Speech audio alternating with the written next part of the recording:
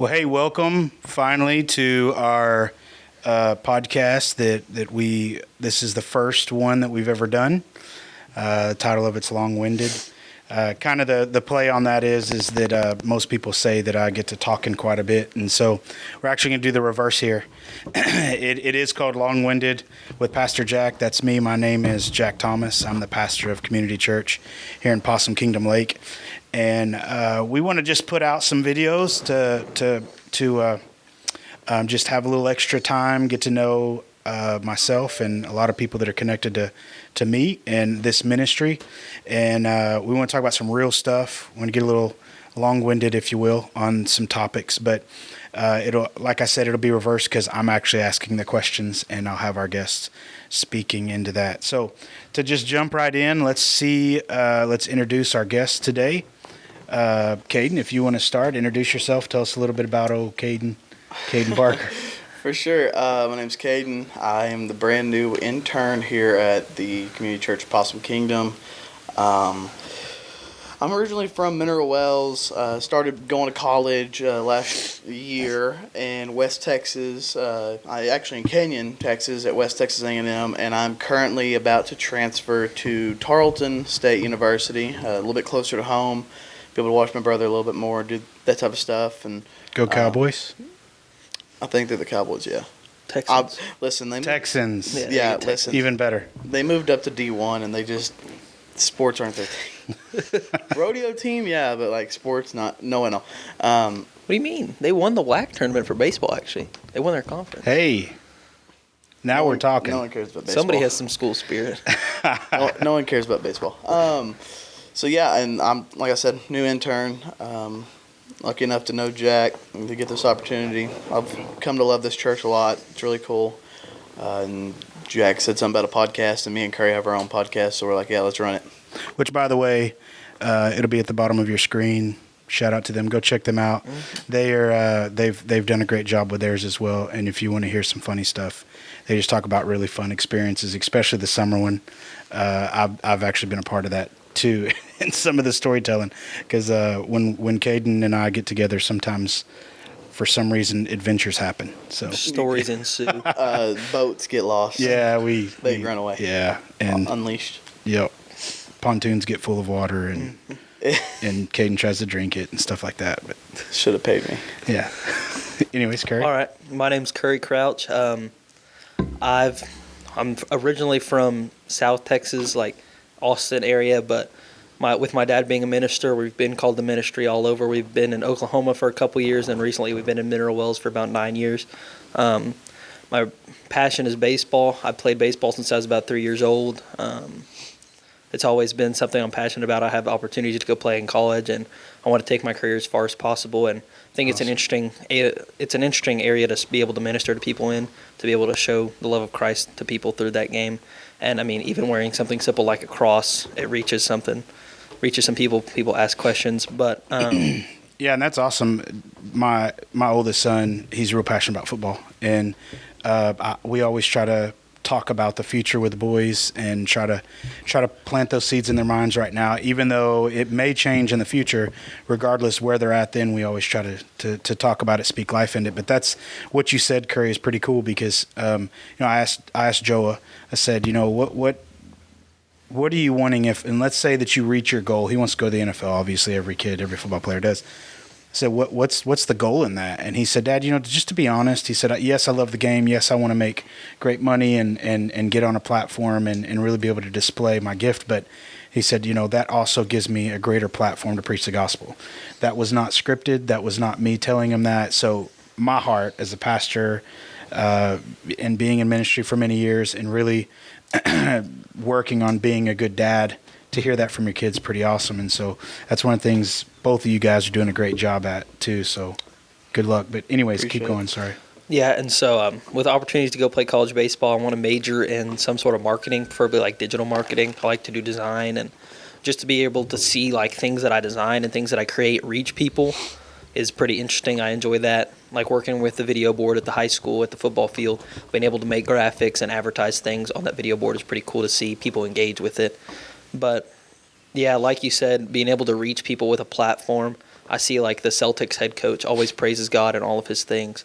And Yeah. so just things like Even that, I'm after he beats the inspired. Mavericks. You're seeing, that was a tough one. You're seeing a lot more of that, which is awesome. Like I was, Joe and I were watching the award ceremony for the NFL, and offensive MVP, defensive MVP, special teams, rookie of the year, actually every single person that got up that accepted a reward from the NFL as an individual award, every one of them, the first thing they said was, "I'd like to thank my Lord and Savior, Jesus Christ." And you're seeing this platform to where people are really using it for better reasons. For past 2 or 3 years, especially during COVID, I mean, it was really kind of perverted in a sense of just division, with the whole taking a knee thing and all that, which that's another crazy topic, but it just wasn't something that was uniting and inspirational as well. So it's pretty cool.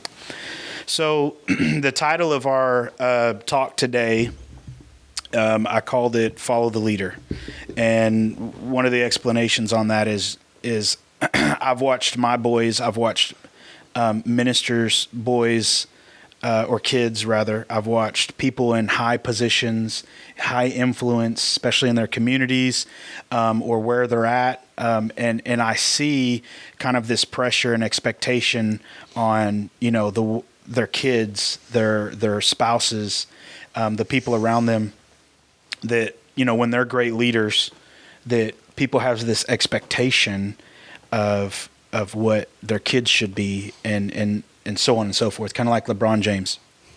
He's got kids that are playing. Deion Sanders got kids that are playing. Tiger Woods. They got this expectation like, oh, your son needs to be the next Tiger Woods. Your LeBron's son needs to be even better than LeBron. And there's this heavy weight that I want to really kind of dig into today. But before we get into that, it only makes sense because people just met you guys as who you are, which I wanted to highlight first. Because I believe everybody's created individually by God for and planted gifts inside of us for our own individual appointment here. And so I'm glad that you guys are finding your niche and everything. But I wanted to talk about your families first, which, by the way, both of you guys as parents I know very well, or at least your dads for sure. Amazing men. I look up to both of them as well. Curry, your dad, has been in ministry for a long time. Caeden, your dad, he's been at his level that you'll talk about in just a minute for a while. And I've seen him in his grind and working hard. And the fruits of both of you guys as dads have been so awesome to see from the outside looking in because, I've been in your dad's shoes, especially being in ministry. So I kind of see effects of that. But to see the dedication that your parents put into what they do and the heart that they have behind it is inspirational, and it's awesome. And I know that's got to be a weight for you, but first let's get into who they are. So Caeden, tell us about your family and kind of those dynamics. Yeah, so you don't have to get too personal, not too personal. Just tell us about your family. My mom and dad both are in the school system. My dad works within Palo Pinto County as a superintendent. Then my mom also works within Palo Pinto County as a diagnostician. And so they're both within that school realm, and they always have been. My mom was a teacher, then, diagnostician. My dad's worked, from teacher to counselor to principal to, I think he was an AP somewhere. I don't know. Just, superintendent. And so obviously we grew up. School is a priority. Be sure you're doing good in school. You're acting right. You're not being an idiot. We stock showed a lot, so that was Caeden. Sorry, Jeez, the Christian cuss words. Yeah, I'm just kidding. Go ahead. Don't shame me. Conviction. Back to that pressure thing. Yeah, conviction. You're not allowed to talk. Anyways, go ahead. Yeah. So and another reason school was so important is because I grew up showing steers through 4-H, FFA, competing and all that. I was officer in FFA. And so they were like, well, to be able to show, you've got to pass. And that's a statewide rule. Right. So obviously school's always been important. But, I mean, my dad, my mom, both of them have always been workaholics. They've worked their tail off. Hard workers. Yes. Very hard workers. Just to get where they are, and I don't think they step back enough and realize, kind of where they're at. But, I mean, I'm proud of them. I'm proud to be their son because through all that. They've shown me hard work, dedication. Pays off. It does pay off. And, just I'm not trying to be long-winded here, but my nana, my nana was, and my papa still is, a very, very hard worker.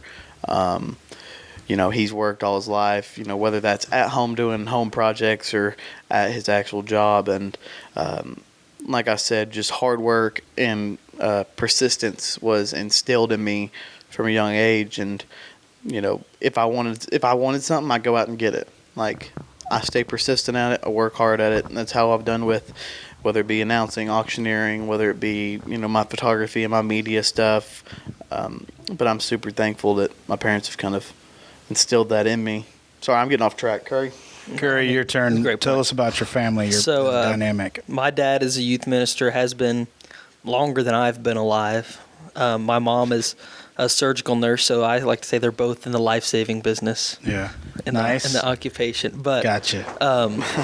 Yeah, my dad was called to ministry before I was even born. And so it has been interesting to see how we've moved around and how we've been called to ministry all over. We've been in Oklahoma. We came back to Texas. But being able to see my dad especially work through the hard times of ministry, especially in the world we live in, it gets hard sometimes to be in the Christian faith, and especially a minister. But being able to see him grind through that and work through that, it's inspiring to me to help me see that there's hope and how important it is to share the gospel.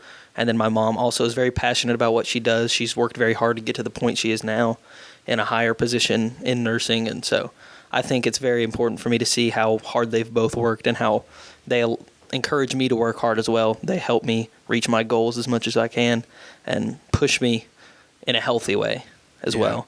And so encouraging me and helping me, giving me as many opportunities as they can to succeed, I think is also something very important that they've done for me. That's awesome. Yeah, I can remember when I first moved to Mineral Wells, man, has it been almost 9 years ago or so? 8 or 9, something like that. About the same time we did, I think. Because we've known each other for 9 years and you still can't spell my name right. Is it Kaed? Caeden. Or Caeden. I spelled it right, didn't I? Not on the text yesterday. Oh, well, anyways. So I moved here many years ago to Mineral Wells on our pursuit in ministry, and we moved from Abilene to here. And I can remember who we were taking over for. They were moving from the youth ministry position at the church I was coming to into the associate ministry position, which is Chris and Amber Snow. Awesome people, and they're actually now the senior pastors over there. And so the first thing they said was, hey, that's great that you are connected here. You're good. You're where everybody's grounded, got a place. We've got to introduce you to some people that are really awesome, and they're going to really help you in your ministry. And in my mind, I had never really ministered like I did when I came to City View, because their idea of ministry was so outside of the box than what I was used to. Because where I was used to it was they had this competitive type of spirit. There was so many churches. Abilene at one point was had the world record for the most churches per square capita in one city, and so there's churches everywhere. And in my mind, it was, hey, just focus on your ministry. Don't worry about what's going on, which is still a great point to live by. But it was when other people would get involved in what you were doing in your ministry, especially from outside of another church, it was a little awkward. And so my biggest eye opener when I moved here was they said, hey, we need to introduce you to these people. And your dad and David, I don't remember his last name. Anyways, McClure, yeah, from the Indian Creek. He was the youth pastor. Introduced me to these two, and they were just like so open. Like they were so cool. I remember we went to Indian Creek, and they had this thing once a month that all the youth pastors would meet up. And nobody showed up but me and your dad and David. And we sat there and talked, and they didn't really care about what I was doing at City View. They didn't care about any of that stuff. It was like, hey, who are you? How's it going? Where can we help? What can we do? What can we pray for you for? And I remember it being one of those moments to where I was like, man, these people here like really care. Like, it's not this, how many kids you got in your youth? What are you doing to get those? You know, what's going on? Where are they come? Whose kids do you got? You know, and it was unfortunately, that's kind of the truth behind some ministries. Give and me your places. analytic report. Yeah, it's like this. If your ministry's got more than mine, then you're doing better than me. So what are you doing that I'm not doing so I can get more and more and more? It's not about just the heart for the next generation. It's not about discipling who you got in front of you. And so, but anyways, I've watched both of you guys as dads, particularly yours, Curry, just be in the community and just how much respect they have from so many people. And respect, the old sayings, respect is earned, not given. They definitely have earned a lot of respect and trust in the community. Being in ministry, you got to be involved in the community, and that's just part of it. And so I see Saul with your dad. He's not in Mineral Wells really anymore, but when he was, and with your dad, I'd go to so many different things and they'd be at them, and you can tell just how much people really cared for him and stuff. It says a lot. So which kind of segues into really the topics and questions of all this, which we'll get to in a minute, of what you see these awesome people that are big influences in a community that are making an impact, but what people don't see is the behind the scenes stuff. Not that they're secret psychos or something, but it's this. There's a pressure, on everybody. Anyways, next question I want to get into. This is just really an open-ended question. Nothing really kind of loaded behind it, but what inspires you? In just what drives just you? gets you going? What drives you? What's your inspiration in life? Wow. Did you send this on the questions? I did. I didn't see it. I did. I sent it. It's actually the fourth question in the intros. Wow. I didn't look at it either. But I mean, I can tell you, I think a lot of times I get narrow-minded or kind of think too much about it, and I think, how do these people see me? How do my parents see me even? Right. I think it should be more of a, how am I helping others? How am I serving others? I think as well. And even through playing baseball, it's not an individual sport either. Absolutely. I think a lot of people think it's very individual with the statistics, but it's very team-minded, just like we should be kingdom-minded in the community like you were talking about. Mm-hmm. Just being able to help others, being able to help others succeed as well is important to me. And showing others the love of Christ, obviously, through everything I do is the ultimate goal. That's right. Man, that's the crazy thing too. Like my inspiration obviously is to help others, and I do have a heart for people. I talk. I'm long-winded. I have that social aspect, but it's more or less. I get up in the morning. I'm like, how can I be better today than I was yesterday? It's a good outlook. It's because yesterday I had upsides. I had downsides. It's in the past. I have a clean slate. What can I do today to be better? Mm-hmm.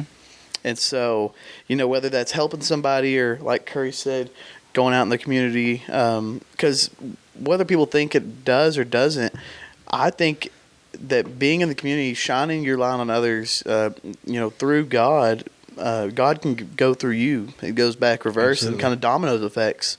And like it's better to give than to receive, right? And I was just thinking, like when you were talking about the whole, I have more kids in my youth group, so I'm better. I don't care how big your youth group is. That's right. But look at the kids in that youth group. I don't care how big or small it is. Are they going out and they domino affecting on the world? Like the impact we can have over a small youth group of 10 kids, those 10 kids can go tell 10 more kids. Yep. And that leads out to 100. Does the same thing to 1,000.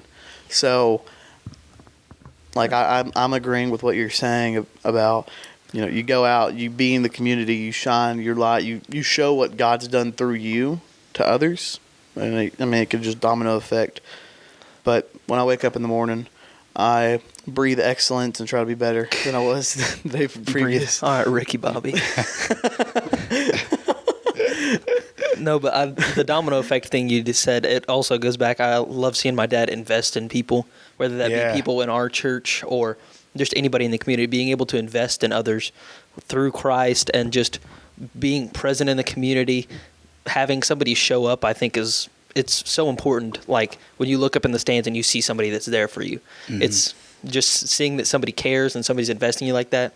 I think it's really motivating, and it gives you some morale. It boosts your spirits a lot. And so I've always loved seeing my dad invest in people, and especially me and my sister, but also people in our youth group and people outside of our youth group. Just being able to invest in people's lives is something I always Your would love to dad's do as well. special though, because like I've been at stock shows and seen him over there. I'm like, what are you doing? He's like, came to watch all of you. It's like, Yeah, just like you can just tell he cares. his dad's awesome. Yeah, well, and he's so quiet, but he has so Oh, no he's so doubt. impactful. So, once you get to know him though, like when I He first watches met this. him, I'm like, man, this guy really doesn't like me. And then like as I got to know him, I'm like, he's just a quiet guy. He's a listener, which is good. It's awesome. That's how I was when I first started coming around Curry, and like I came to his house at sometimes just to go see his German Shepherd, but like his He's dad obsessed. wouldn't talk very much, and I was like, what the heck? And then we went on a hunting trip and went to Top Golf. We've done different things, and I'm like, no, he's a quieter guy, but once you get him on a roll, he's funny. Once you get him in his Great guy, element, great guy. once you get to know him, he tends to open up a lot. Yeah. Sometimes he also opens up with people he doesn't know just to break the ice. But yeah, he's not the easiest book to read either. But once you get to know him, you definitely open up a can of worms sometimes. Yeah. Oh. It's the- Oh. Easy there, Kate. Easy there. So that's kind of the first part of our segment. Just wanted to loosen it up. So, We told you about our family. We didn't hear about your family, oh man, especially that little mutt you got. I got 3 of them. Wait, No, not the kids. the actual dog? Yeah. He thought he was calling it. Yeah. I want to know about the dog because it doesn't like me, and I'm determined to figure out why. Which is weird because no, it's not. She Look like a loves grizzly bear. everybody. Millie is the Pomeranian my wife has. Looks like a And- fox, like part fox, She is. like Arctic fox. So Arctic fox. That's sick. Yeah. How do you know that? Because of the tail. Who knows? How do you know what an Arctic? There's no way. You had Look to at- look it up or something. Look at the tail of an Arctic fox. Did Amy tell you? I feel like she may have before, but even before she told me, I think I knew. There's no way on earth you're just randomly look at an Arctic diagnosing fox. the type of dog that somebody has. Look at the Arctic fox. I'm good at that. I'm looking up guy. Arctic fox. I'd love to have a stuffed outdoor or stuffed Arctic fox. So I got 3 boys. Only got 1 wife. 1 wife, 3 boys. He's Christian. Got that. Not Got Mormon. Got that one down. like this. 1 dog, Arctic fox, Pomeranian. Very similar. Okay. My wife's a teacher, Mineral Wells. She's the cadets teacher, which is the choir lady. So she does music. I got 3 boys. My oldest is 14. Joah is his name. It's an acronym. Spelled Jouah. Jouah. And it stands for Jesus over you always. And then the H is just there for pronunciation. Joey. Joah. So, and then we got Jeremiah. He is 11. I think 11 or 12. He's a middle child. We don't know. We forget. if you're watching. Anyways, He's not gonna watch this. he is. He's probably one of the sweetest little kids you'll ever meet. He's just got a big heart. And then we got Jacob. He's our crazy one. He's 9. Joa's very smart kid, into sports, loves sports, absolutely is obsessed with football, loves everything about it. Has recently, you'll like this, Curry, has fallen in love with baseball, thanks to Coach Terry over there that I'm runs so the sorry to Mineral Wells hear Little that. League. Yeah, he had a good coach, and again, going back to leadership and being a leader, Makes an impact. it does make a big impact. Your influence really shares that. Joe has had coaches before, and it's not a knock at them saying they were bad coaches, but after the baseball season, he really wasn't into it. This year, he really learned so much, and there was so much technique, and I'm sure that has to do with age because you can't really do as much as they did this year in the younger age. But, man, he just grew so much in baseball, loves it. Jeremiah, his main sport is baseball. He loves baseball, everything about it. He likes to play in the fall and in the spring, and he's into cooking. He's my little chef, or pit master, assistant pit master. He can do ribs, brisket, pulled pork, all of it all on his own. So awesome. Dang. Jacob, we don't really know. He's got a personality that's all over the place. High energy. High. He's one that'll do a backflip off of a 2-story boat dock, or not boat dock, but dock out at the lake type of kid. He's crazy. He was doing all kinds of flips and stuff. Got a new dock out at the Airbnb. I kind of want to go jump. And yeah, so anyways, he's that kid. You know, there isn't a whole lot of interest. He loves his mama. He's a little mama's boy, and he's just got 3 good, awesome kids. So very blessed in that aspect. My wife is, again, probably one of the sweetest people you ever meet. Real nice. She loves the Lord. So blessed. Got a good little family too. So we've been in ministry now for 13 years. Actively as ministers for 11. And so we've been doing it for a little while now. So we've been through quite a bit, and it is definitely a journey. So definitely a journey. So this kind of hits a little close to home what we're talking about today, and but we'll get into the questions if you are ready for that. Yeah. All right. So first question is, what's been the hardest part of having a parent in an important position? Most people think, I know I did when I was a kid because I grew up really poor, and anytime I seen anybody in success, not just like rich folk, but just somebody who's successful in what they do and how they do things, I've always just thought, oh my gosh, I wish I had a life like that. And now I'm living that, and it is totally different than what I expected, because it's awesome, it's great, and there's so many benefits to it. But there is pressure to that, and a lot of people can't handle it. But what has been one of the hardest parts about having a parent in an important position?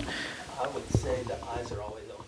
Oh, no doubt. 100%. Every eye, always. 100%. It's. I don't mean that in a stuck-up way, like everybody's always watching you, but like you always have somebody that's seeing you and judging you either because of what you're doing or because of who your parents are. They're looking for a mess up.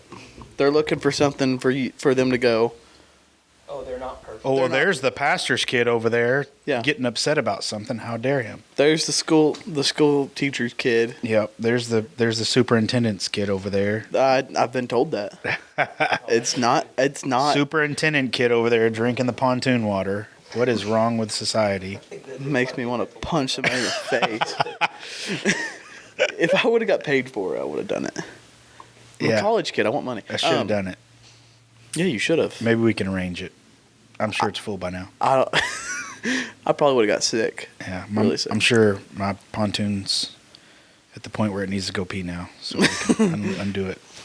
No, but yeah, I mean, like Curry said, eyes are always on you. They're looking for you to mess up. They're looking for something to get you at.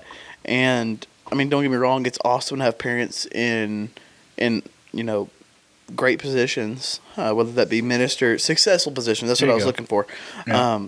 But at the same time, sometimes it's like I just want to break. I don't want to be known as the superintendent's kid. I just want to be known as normal. Like, you're held to such a higher expectation just because of who your parents are, and it's like, don't look at me like that. I am normal. I'm a person. Well, you're human, and you're you. You're right. You're different. Because me and my parents are totally different people in terms of what we like, what we hobbies. We can get into another time, but totally different people. Yeah. Yeah, I think there's also somewhat a positive side to eyes always being on you. Like, you set a higher expectation for yourself. Yeah, you have to hold yourself You have to to that uphold, standard. and you have to be responsible about yourself and the way you carry yourself. But there also comes a negative with people are very critical of you. Absolutely. Well, but at the same time, I feel like too, some teachers' kids see that their parents are in a successful position, and they're like, all right, well, I can abuse this now. My mom is blank, or my dad. Do you know who my dad is? You know who my dad is? You know who my daddy is? You know who my dad And is? so they go do whatever they want. They go off the rail, and I think it all depends on what type of person you are on the inside. Are you going to try to respect that and hold yourself to a higher standard, or are you going to try to abuse the system and, go under the carpet and do all this other off-the-wall stuff? Yep. Well, and it also kind of goes to the pressure of the person that's actually the influencer, speaking of, to y'all's parent or whatever, to where you can see kind of the fruits of how truly good they are at what they do by what they instill into their kids. Because if they instill into you to just be calm and to be led by the Spirit, understanding that God's in control, Right. and understanding that your good morals are not just because everyone's looking, but it's just because that's how you should That's be. who you are. And talking in yours, Curry, your situation with your dad being somebody of influence on a spiritual manner, you could definitely tell that he's invested into you and discipled you, not just the people that he's doing. And Caeden, with your dad being such a hard worker and being so driven, your mom too, both of your parents actually, your whole family really, they're just a bunch of hard workers. You could definitely tell that in you, and you get in. I mean, every time I put a task in there, let me rephrase it. Most of the time when I put a task in that for him to do, I mean, he just tackles it and he knocks it out. He didn't. But anyways, you can definitely tell that. And so, but what people don't see is the fact that it is hard, because even though you know what's best, you know what to do, people are still looking, and it does put a sort of pressure on you, even though, you know what's right. And even if they're looking at you or not, you would still do that. So it's kind of like, when you're driving, you see a police officer, you're doing right, what's going on. You still but get it still makes you nervous. Crap. It's still tough. So, anyways, next question. We'll move along. Can I butt in real quick? Yeah, go ahead. Back to the bulletin thing, real quick. You just reminded me of this. Yeah. You were talking about the other day in your sermon, how some people flip out over the minor things. Yeah. Why someone's sitting in my chair that I've always sit at. We sang 2 hymns this week instead of 1, or there's no donuts at the front. Yeah. There's a bulletin missing. I feel like that kind of fits right in there. Yeah. That could definitely be a good preaching If point. anybody's listening to this at CCPK, you're a member or you're on the board, I'm sorry. The bulletins were on me. They're made now. While I was out on vacation, just to add context. Right. So I'm going on vacation next week, so when everything crumbles, it's on Jack now. Oh, it won't. Trust me. I like pressure. Pressure makes diamonds, baby. Yeah. I could have helped Caeden get some notebook paper out and write the bulletin on paper. That would have been 50 copies right there. Just the backstory on that is I went on vacation. I gave them just a couple of tasks. One of the bigger ones being make sure that all the graphics get sent to the place where we order our bulletins so they can print them all out before Sunday. They did get sent. And they did get sent, but there was no follow-up. And the email that he sent actually went to trash because it's a new email. Not my fault, brother. Yeah, not your fault. Not my fault. So, but there was no follow-up, and we didn't have bulletins that Sunday. And I thought, oh, no, I'm going to, what church people. No bulletin, they get really worked up. No but bulletin, we no didn't chair. have any. We didn't have any. Thank the Lord. There was grace there. A lot of people were really nice about it. Thank you, Lord. So church people love to have those bulletins, even though they're probably not going to read them and end up on the floor. But anyways, moving along. that's Caden's next task, is to go in and pick all the ones up off the floor. First task is to make the bulletins. Next task is to go pick them up all off the floor in the sanctuary because nobody cared to take them. Have you ever felt judgment from people because of who your parents are? Absolutely. Absolutely. I feel like it's pretty constant. There's positive and there's negative. Sure. We got into the point to where when we introduced the boys, not because we're ashamed of anything, but more out of protection. You get, we just introduced the boys, and we don't really tell people who we are, what we do, And used to, I was real proud of it. I wanted everybody to know, like, I'm a youth pastor. It was like I felt like it was just so awesome that I could, no problem having love for what you do. Yeah. Yeah, but when you really put yourself out there, you're putting yourself out there. Being one. And so it's a tough one. Judgment does come, and it comes down harsher because to the normal kid, what's expected for them to mess up because maybe their parent is a mess up. Right. But for y'all, you gotta be perfect because your parent's perfect, and that's not really fair. Everybody's individual person, right, dealing with their own battles, and they need their own individual grace. We're also growing up in a very different generation as our parents did. So I think there's a lot of different influences on us. And I think our parents also learn from mistakes that they've seen in the past and different things that they can adjust their parenting style to. So I know nobody's the same regardless of who your parents are. Yep. You're never going to be the same as your parents. You'll never understand the struggle of having to look for a payphone to check in with your parents. Right, yeah. You know what a payphone is, Caeden? I know what one is. Never seen one in person, but I You've never seen a payphone? You've never seen it? There used to be one. Not a working There used to be one in front of El Paseo. A working one? Mm-hmm. I didn't know it's working. It looked old. It looked like Jack's age. I was like, I guess I'm not that old. I actually used a payphone multiple times. I used it a lot. Every time he used a payphone, They didn't have these things he called lost cell phones. one strand of hair. Yeah. So there's a lot of cell phone payphones. Used to be like 10 cents, then it went up to 15, and then it went up to 25, then it went up to I think like 75 cents, and people lost their mind. 75 cents for a call. My papa told me like he used to bale hay and like throw each individual bale on the trailer, and they would do this all day long, and he would get paid like I think he said like 5 cents an hour. It's like that's crazy. Yeah. It's definitely definitely a tough one. Moving on to the next question. I can tell you what it is. Question number 3: is there an explanation? An expectation. Expectation. I corrected it. You corrected it eventually. Is there an expectation for you to be great like your parents? Yeah. Same thing we just kind of said. I think there's an expectation of it from others, and I also expect myself to be great, but I also don't expect myself to be great in the same way. I know that I'm a different person, and the things that I do, the way that I reach my success is going to be slightly different than theirs, and it's going to be in a different realm. But I think the goal is similar to be successful, and I think the way we get there is going to be a little bit different. But I think it's an important thing to have that expectation of, whether that be from others or myself. Like I also expect myself to succeed. Seeing how my parents, raised me, there's a couple things like not in a hateful way, but there's a couple things I would do different. There's a couple things there's a lot of things I would do the same because I'm really it may not make me happy when I was a kid, but I'm glad that they did it now that I'm older and I look back. But in the same, I like Curry said, same goal. I'd love to be successful. I'd love, to have the house and a couple acres and just a family and be able to, trust my kids, come in the house, say what's up, have a family dinner, stuff like that. In terms of, sorry, didn't know that was on Ringer.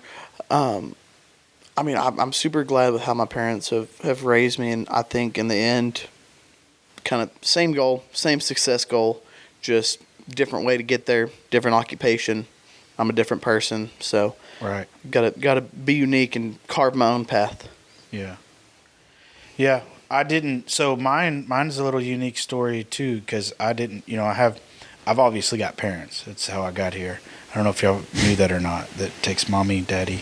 Anyways, I do have parents, but my mom I had a better relationship with and was a little more involved, but my dad, not so much. We didn't really even kind of start our relationship until I was like 12, 13 years old. And then it was broken in between here and then because of going back to prison and stuff. So I really have anybody that could really give me or show me like how I should be. And so I know that it was tough growing up not having that. So one of the things that I've wanted to do and where that question kind of stemmed from is I hope that that expectations in my boys seeing mine and Amy's success in what we're doing, even if it's just little wins, just stuff that's showing that we care and that we're constantly working really hard to achieve our goals and stuff. So that's always a good thing. Well, I can tell you even like, we met 9 years ago probably at City View, and since then, like I've always thought, oh yeah, Jack's cool. He's a cool guy, but like especially now that I'm not trying to butter you up. Like, I could care less if you're my boss. I mean, obviously. Anyways, but just the way you go about problems and you handle day-to-day life is really cool to me, and something I can kind of try to look up to and mock and kind of go about the same way, especially like your business platform and how you, because for y'all that don't know, he does run a side business. I don't know if you call it a side main, whatever, but the way you go about handling that is I like the calm, cool, collected demeanor even when tensions are high. It's calm, cool, collected, because I hate being 110% over the top all the time. That was my family growing up, and I knew there were things that I took from them. And you guys will see this too in your parents. There's things that you see in them that you don't want to do and you don't want to be. And we're a very loud family, and it's a very explosive. Lots of yelling, lots of everything. Even now that I've been out of it for so long, and Amy and I try to keep a more calm demeanor and more just a calmer approach to things, and to just approach with grace, just because of where our faith lies and how we've worked on that. But that was one thing that I've always noticed, that whenever you get hysterical about something and you let it just blows up. There's no use. And so your approach has to be calm. It has to be understanding with grace and love. And it doesn't mean that you're not frustrated. Frustration comes quite a bit, but it's tough. So because, if you do blow up, oh no, old Mr. Pastor over here, going back to that expectation everybody has for you.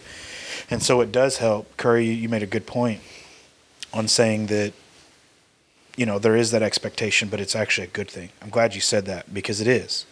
I hope that my kids see that too, that, being held to that standard really makes them think twice about things.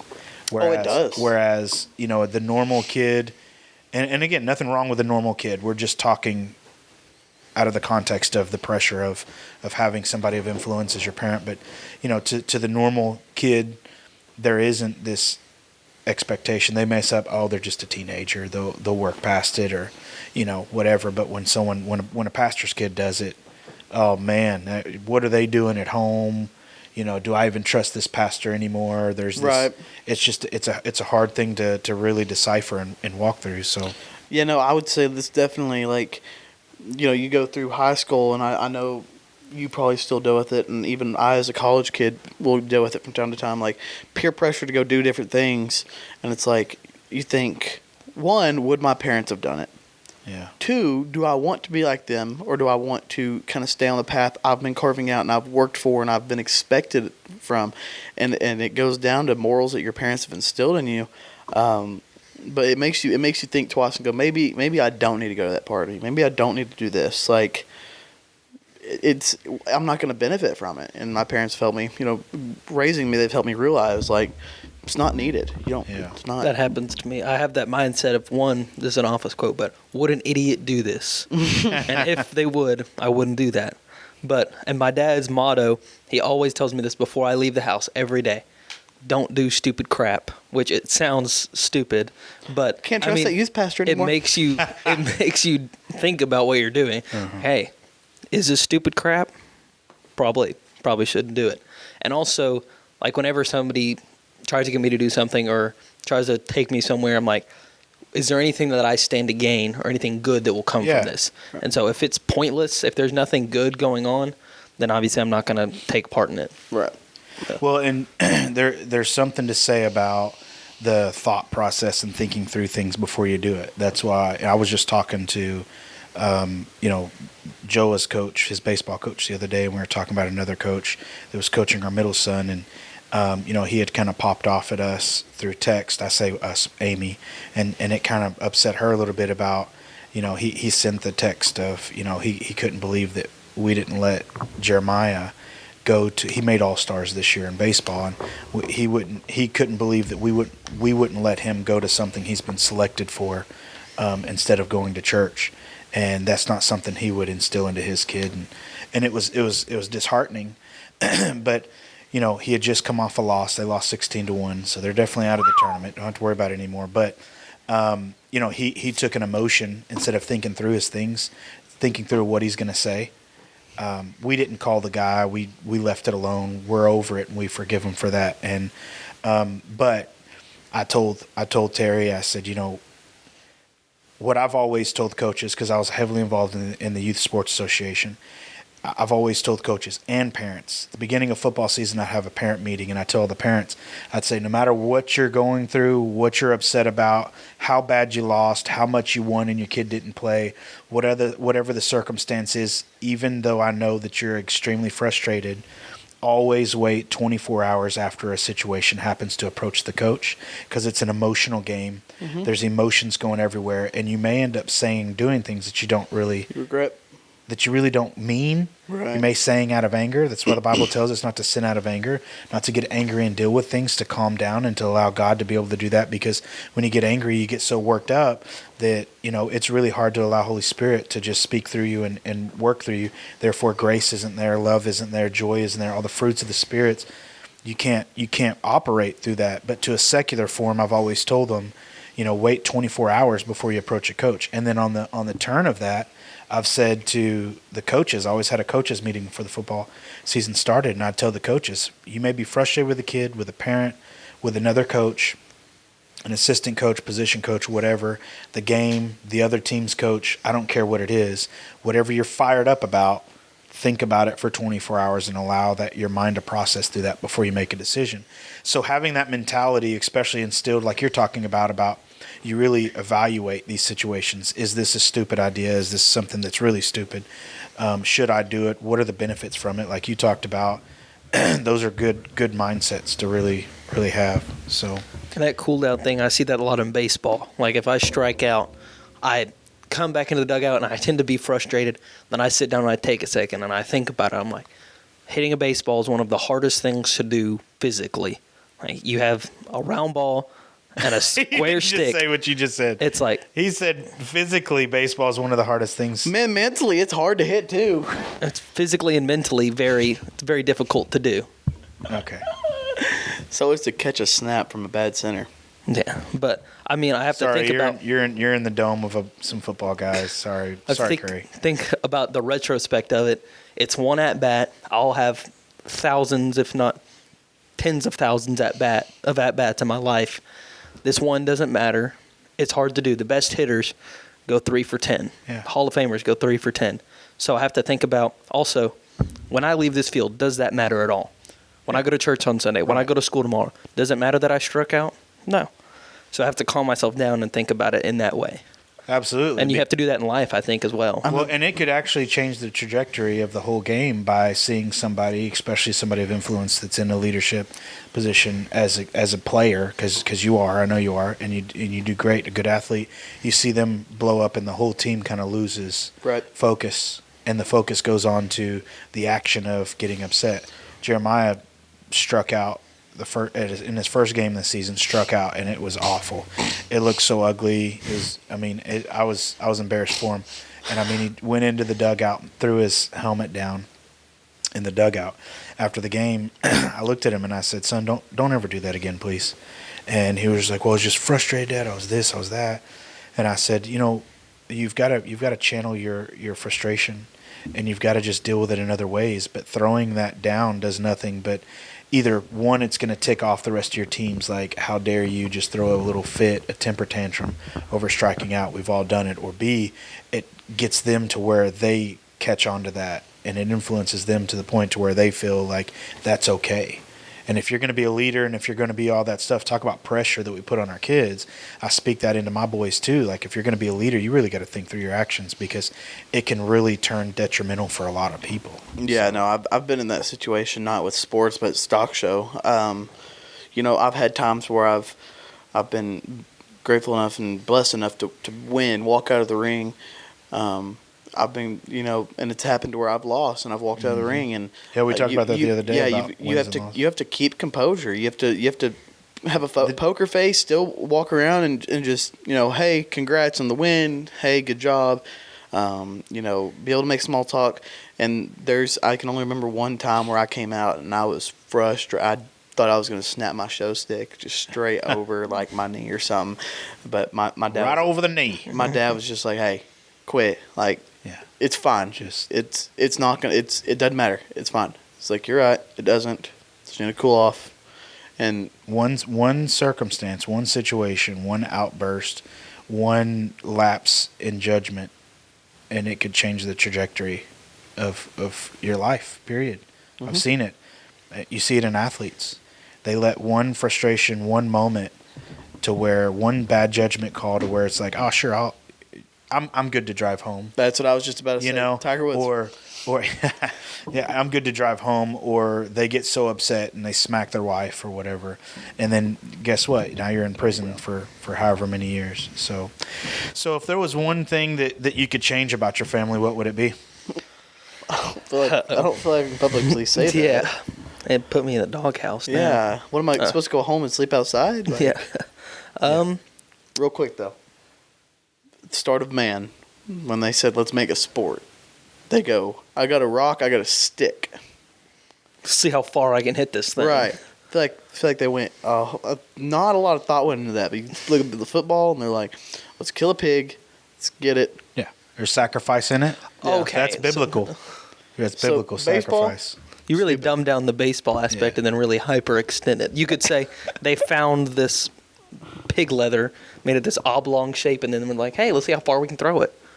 There's more to it, Curry. more We'll to teach it. you. Let's just tackle. It's Let's beautiful. just beat him to the ground." It is a beautiful thing, football in itself. So Okay. Anyways, if Something I could- would change about my family. if I could change one thing about my family, I'll lead. Yeah, that. thanks. Good I'll job. give Good, you. I'll give please. you an example. If I could change one thing about my family, I would say that I wish that we could do a better job at slowing down. Because all of us, and one of the downfalls of being driven people like Amy and I are, is that the boys see that and they start to grow tendencies to where, we'll look up and after 2 or 3 weeks, we're like, man, when have we really taken the time to just like stop and just enjoy the moment of where we're at? We've worked hard to get to this place. Why can't we just stop for a minute and enjoy this, even though everything's going to keep going in our lives? And we just recently, I guess, past year or so, have made it to where we set a day to where we just have family time. We try to make sure that we're respectful to the Sabbath and getting rest and doing that stuff. And so we've been able to kind of like use that day to really recalibrate. And so I make sure I use that day to If there was sleep. one thing I could do to change my family, it would be to just slow down a little bit, to change kind of our pace at times. Mine's on a similar vein. It's more about being together, not in like a morale sense, but like physically. Sure. I think we're all so busy. Like, I'm always in DFW for baseball. My sister plays volleyball and she has her Graham League. And my mom is at the hospital a lot because she's on call and things like that. My dad's at the church or doing something in the community or at a camp or something. And so I feel like we're always together, or we're not always together. So I feel like it would be, we do have a lot of time together, but just being able to come together consistently and spend time together even more than we already do, I think is something we could probably work on. But it's not like a super drastic thing, like we never see each other either. But sometimes I think we need to have like a day like you guys do, where we all stay home, recuperate, and spend time together and catch up with each other. Just because we're all so busy, we'll all go in different directions, just to meet in the middle sometimes. That's what I was gonna bank off of and say is I really wish, like, because either my dad's at work or my mom's at work, Caeson's working now, or he's at something to do with sports, or I'm working, or I'm out fishing. Granted, I love to spend my time like that, but I really wish we had like one day to where we could go, do something, Top Golf, or we could go to Fort Worth, or we could just go out for dinner, or just. And don't get me wrong, there are times, quite a bit of times where we're all at home at the same time, but we're all exhausted, or we're all doing our own thing. Me and That's a Kason great are playing Xbox. My parents are in the living room. It's kind of just, we get home, it's hi, goodbye, hi, goodbye. Yeah. And everybody splits off this one thing. That's how it is. Making memories together, not making memories We're and only then here, telling somebody else. We're only here for a lifetime, so. When Amy and I had the reality too, because whereas our two middle boys, our middle and our youngest, they're far from graduating, and then Joe is going in first year of high school next year. And he's gonna be a freshman, and we're like, dang, we got 4 more years left. So we've been trying to take every moment captive, just be in the moment with the boys, make as much experience, because we raise them up to go. That's what the Bible calls us to do. To Baby go bird off flies the nest. and leave your mother and father, and hopefully find a wife and create a life that you can share with everybody that you're growing with. So Yeah, my parents don't love me reminding them that I'm going to be gone in about a year. Yeah. But especially my mom. tough pill to swallow. But they definitely are proud of me that I have the ability to go to college and have other opportunities to continue what I'm doing too. So they're kind of excited to be empty nesters too, but they have to come with the reality that we still have to leave before that happens, and that's also I was tough. so ready to get away from home, and now I'm like transferring back, and it's like I'm looked at as, oh, he's the kid coming back. He couldn't do without his parents. No, I just hate driving 5.5 hours to see him. That is a long ways away. Yeah. Love the weather up there, but I'm glad to be back.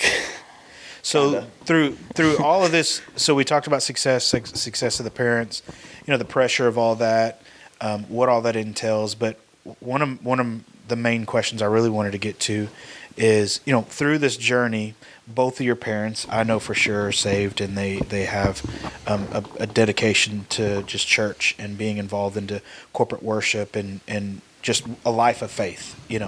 How has your faith played a role in any of this that throughout your life? How has your faith been as far as have you seen it increase, decrease?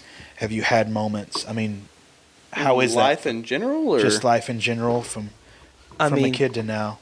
I've always been in church since the day I was born. I've always been in church, always been front row watching the first pew.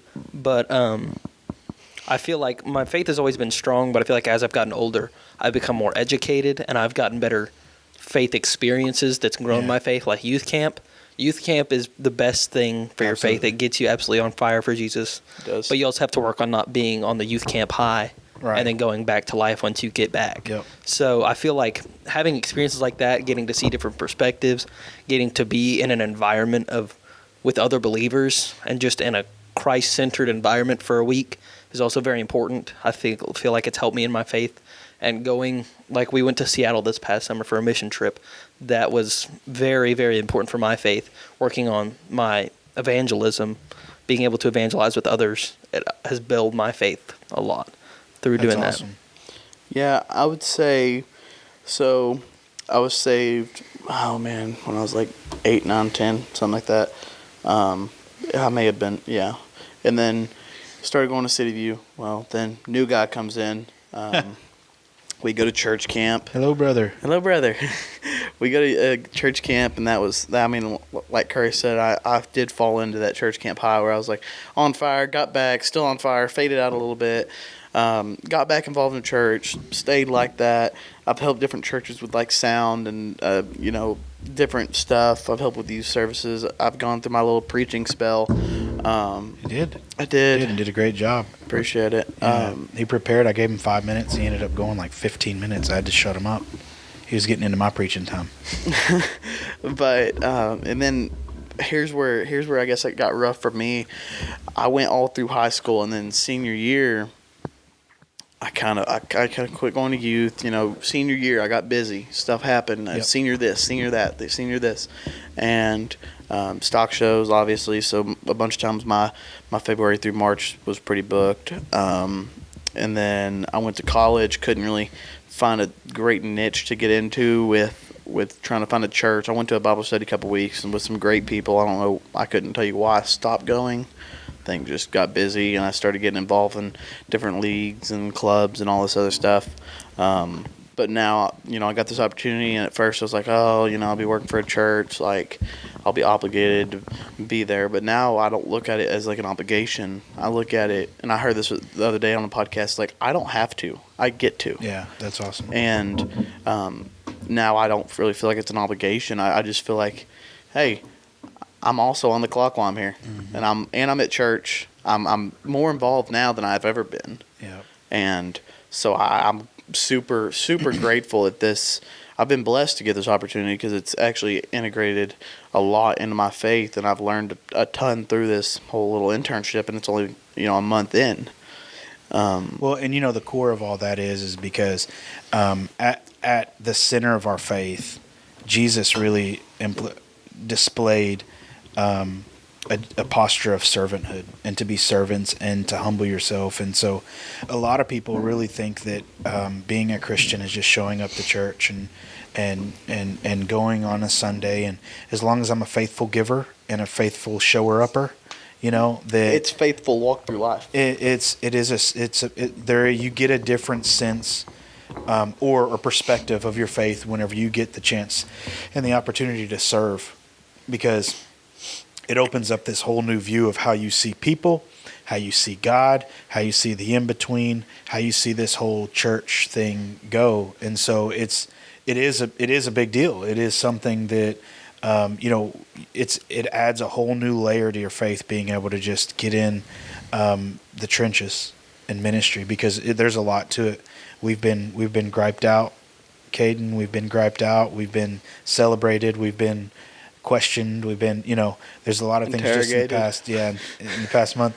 All out of love. We don't have a bunch of crazies here. Just a couple, just a few.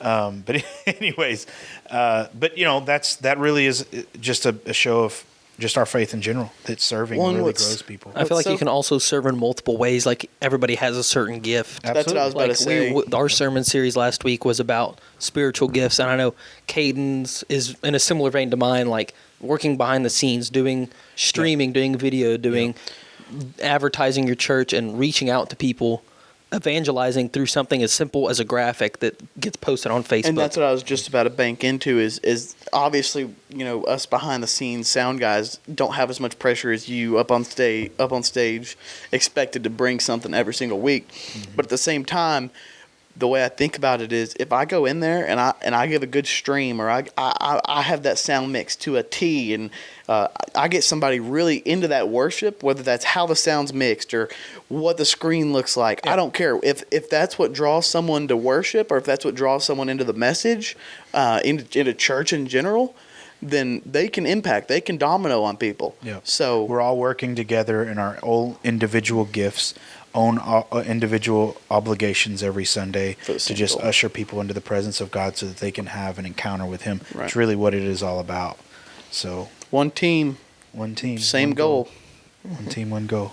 Special teams. One team, multiple parts, same goal. It's great. I love it. It's great. It's amazing.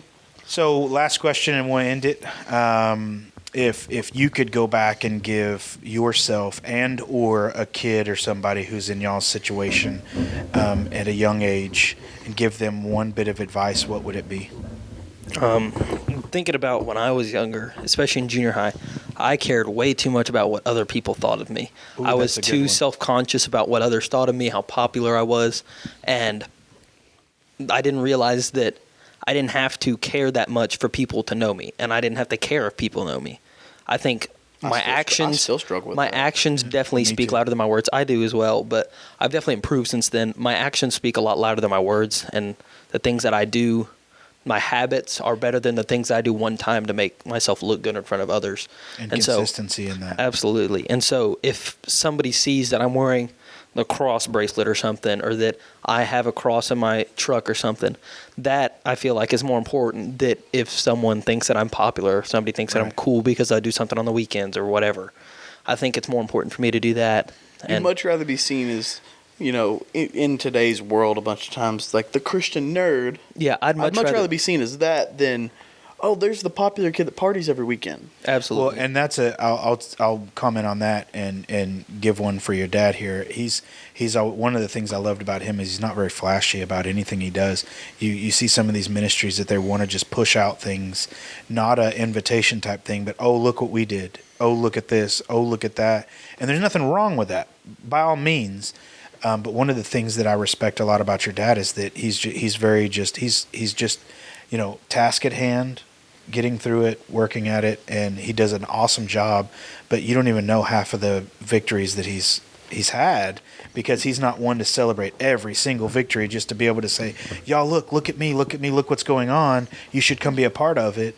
And to some aspects, you want to really kind of encourage people and show them what's going on so that may intrigue them to get involved. But you see it right now in this whole sensory church movement, to where it's all about the worship. It's all about the fancy preacher that's written 20 books. And in the ministry, youth ministry especially, it's all about seeing, hundreds of people, students come in, and these great services and fun games and activities. And man, that's what I was about to say is I've heard through word of mouth a ton about their church, but never once have I been, bombarded by, hey, you should come join us. Hey, we did this, and this. But at the same time, it's subtle, but it's a powerful. I wouldn't even call it an advertisement. I'd just call it people just speaking what they want. And I mean, your dad has done it. Your dad really is an awesome dude, but he's done a great job at what he's doing. Yeah, and he's very adamant about not bragging on social media or just posting we completed this service project, we served this person, and this is what we did this week. He really doesn't like that. He knows that what we do is to glorify God to all those around us, We don't have to reach out and say, look at what we did. Mm-hmm. We say, look at what God did. Yeah. Absolutely. God did. And we always, whenever we meet for youth, he had T-shirts and everything. His biggest thing for the past 10 years, whenever we walk into youth, what has God taught you, reminded you, or revealed to you this week? That's good. So you really have to take a step back and see, what has God taught you? What have you done to serve somebody else? Just how have you served God this week? Yep. And so, like, he doesn't like posting it just because what we do is to serve others, to serve God, and to show the love of God. Yep. Not necessarily to everybody on Facebook, but to that specific person we're serving, or somebody who drives by, or somebody who asks, why are you doing this? So, I mean, it's important things like that. Get to preaching. And Curry. powerful. Come on. And also, Need you to fill like, in for me next week. Hallelujah. we did a service project a while ago before we went to Seattle for just training and to serve others. We went to Walmart. We had a bunch of coolers full of drinks, and when somebody would drive by, we'd be like, "Hey, yeah, you can." He drove by. I drove by. We're like, "Hey, would you like a drink?" And we had a ton of people ask, "Why are you doing this?" And we're like, "Because Jesus loves you, and we want to show that Jesus loves you and that we love you as well." Right. And so it's important to be able to minister to people like that in real life, rather than over some social media There thing. you go, churches. All you churches that need a $3,000 ministry project, just remember. And another thing, they like- bought sodas. No, I'm joking. And something along that vein too, that worship shouldn't be a production either. You Right. want it to be as readily Absolutely. available through the stream. You want people to be able to conveniently see the love of Christ and enjoy your service.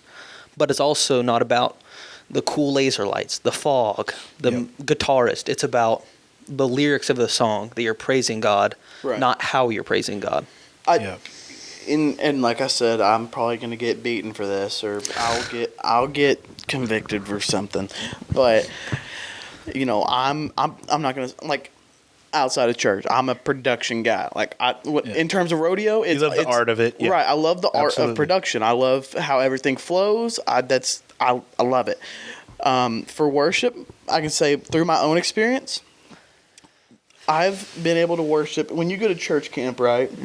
It's definitely a production. At It's church a camp. production, but I also find myself able to worship better through that. Yes, And because it's well organized. Right. There's order. It may just be the fact that I love production. If production's good, I'm willing to lend an ear to it, and then I'm like, oh crap, it's good. Like, but I'm not going to name drop the church, but they do a very good job at production, and I've had some of the best worship moments I've had because, you know, does the fog matter? No. Does the lights matter? No. Yeah. But at the same time, I know the song.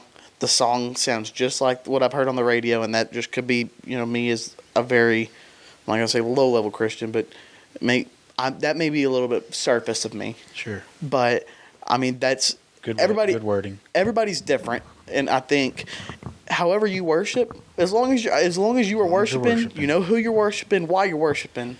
I'll admit too, I used to be the anti-fog guy, but going back to what you're talking about, how you enjoy the art of it, I was all anti-fog and thought it was just the most ridiculous thing until I understood the why behind the fog, because, you know, the lights there's lighting in everywhere, but there's also lights that go along with the music and really amp it up and get you all excited.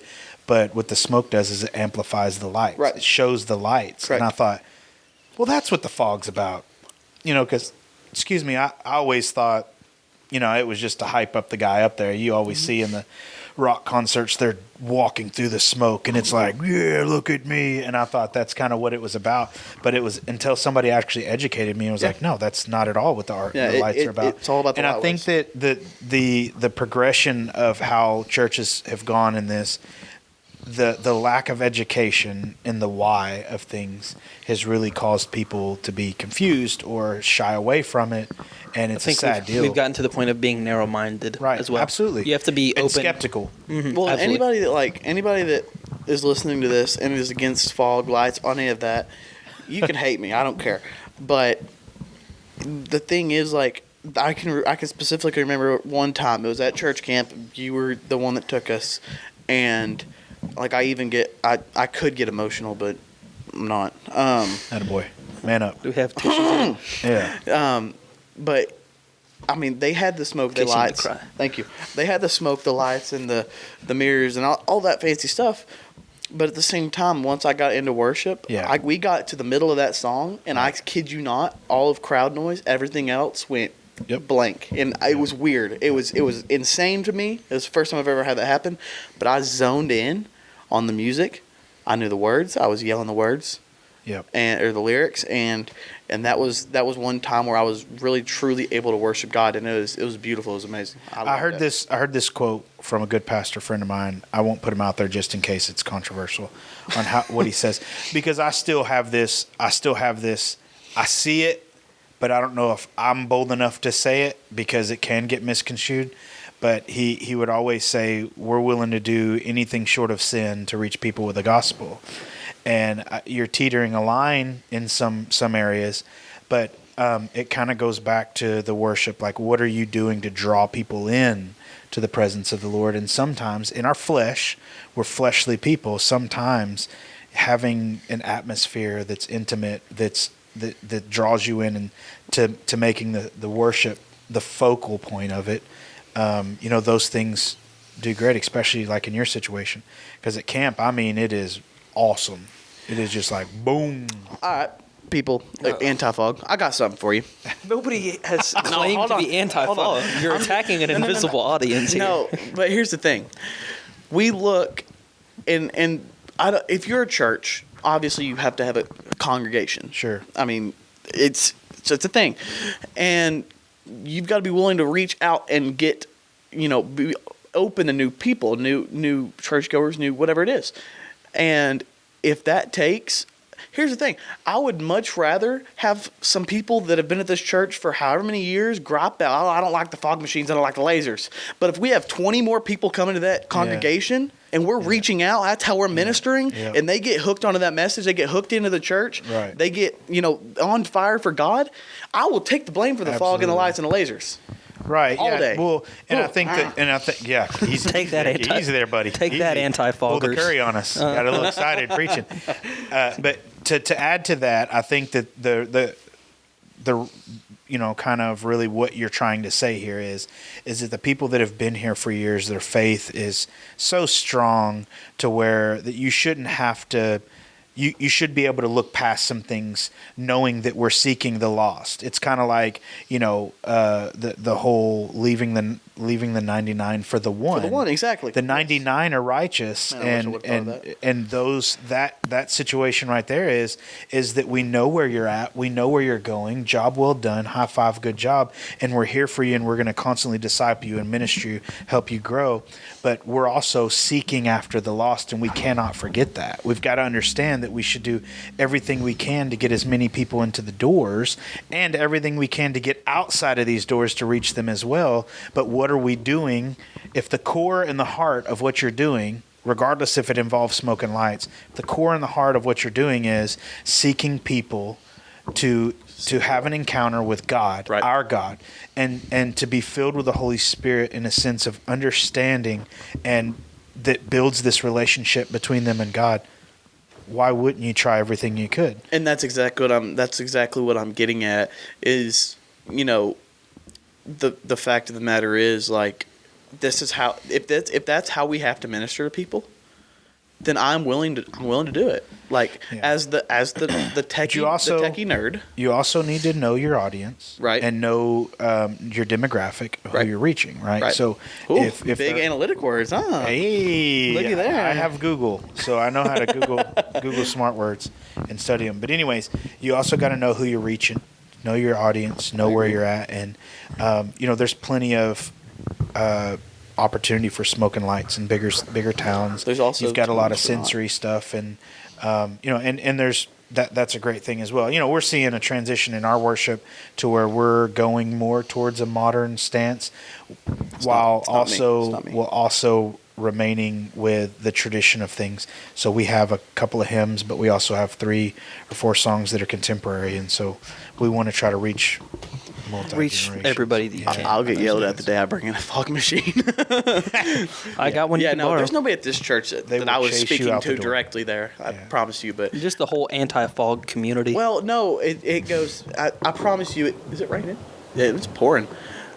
But Is that the AC or the rain? Thank Lord. I promise you it goes deeper than that because I have looked into that and I've researched that and I've tried to really like, because there's some people that have told me like I hate it. Like I hate it. It's stupid. Yeah. And I've been like, I can understand that. I see where you're coming from. I used to be like that too. Let me inform you on why. It's not a persuasion, but it's more or less informing. They can make their own decision. But Well, that's a good place to end before we cause a ruckus and Caeden gets to preaching again. But thank you two for coming, man. This has been awesome. I've enjoyed the conversation. Thanks for having us. Yeah. Maybe the definitely needs to be another one in the future. So, but anyways, we got more to come. There's this isn't just the first one and last one. We got so many more to come. Got a couple of guests that are already in the lineup, ready to go, and here soon we will get that going as well. And so, really excited about what God's doing through this podcast. Hopefully, y'all share it and like it, and stay tuned for more to come. God bless y'all, and I'm Pastor Jack with Longwinded. We'll see you next time.